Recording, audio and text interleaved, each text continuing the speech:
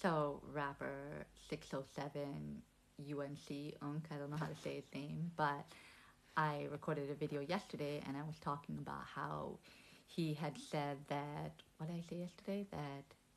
He said that our whole purpose is enlightenment, right?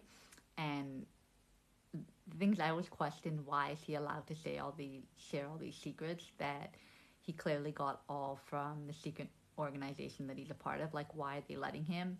And other people have said, and I think the same thing, is because of the fact that he is on so many substances. So really, people are not going to believe him. Like that Disney star, I don't know what his name was, but he was coming out and saying a lot of stuff, and people weren't believing him either. But a lot of the stuff that he said is true and turned out to be true. So the same thing with this guy is that they have been a part of these, they are a part of these organizations, and the stuff that they've seen, the knowledge that they gained, it just was a lot for them. So what did they do? They went to substances, and because they quote unquote are not credible because of the substances they're on, they know majority of the people are not gonna believe what they say. But I pretty much believe what they say, because you have to uncover, you can't look at the substance that they're on. You have to look at the fact that usually the substance is what makes them comfortable to share the truth and not care. And because they would have already been silenced if they weren't technically allowed to share that truth, right? So anyways, for some reason the organization is allowing them, and the most logical explanation could be because of the fact that they seem not credible based on the fact of the substances that they're on. Anyways, my long-winded spiel. But basically, I just watched a video from him, and now I'm gonna research all of his videos to take the nuggets of information that I think are truthful and honest, and all I want to know is the truth of this world and the creator and all of these things. So if he's spitting some knowledge, then I'm gonna tap into that and research that and see what my intuition tells me about it. But basically, what he just said was that God, the creator, is a woman.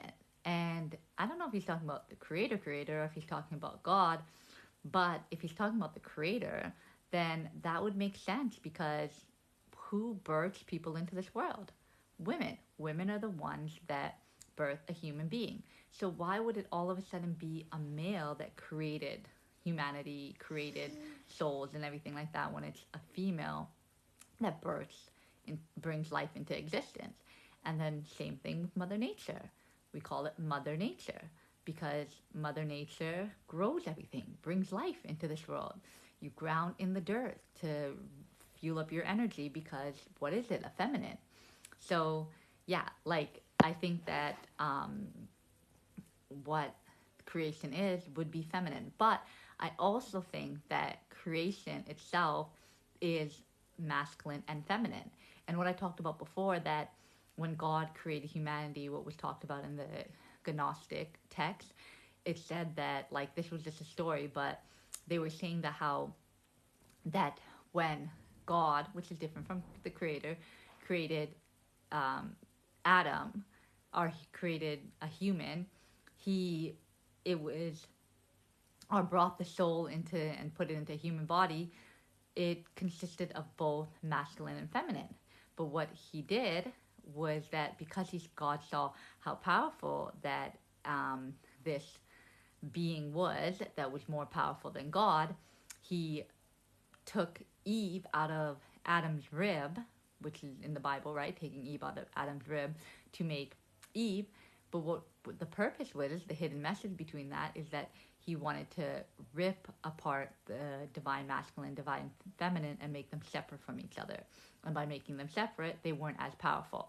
So that's why people are always constantly, humanity, everyone is searching for their divine masculine, that part of them that's missing.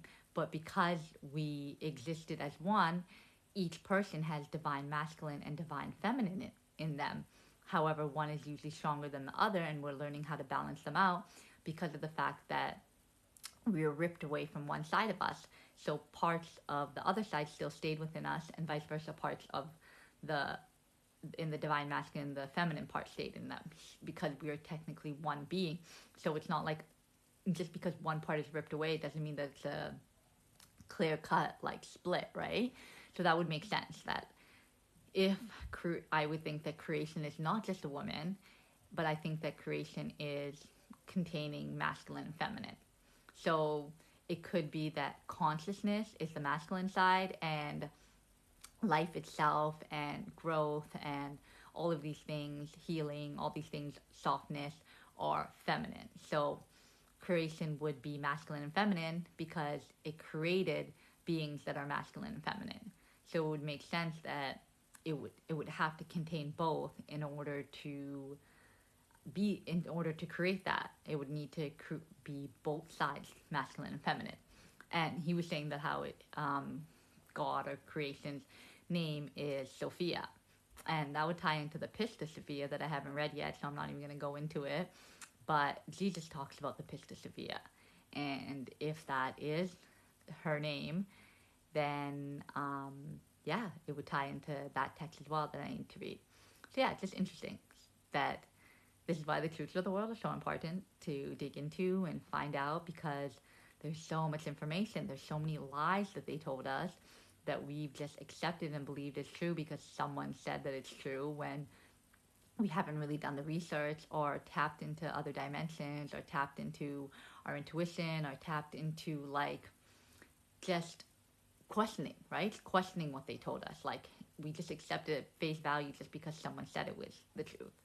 So yeah, I think that creation itself is masculine and feminine.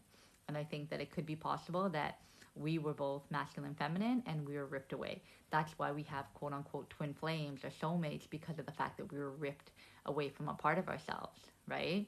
And that's why you have people that are so much alike like you, your divine counterpart, because of the fact that they were literally a part of your soul before and it got ripped out away from you.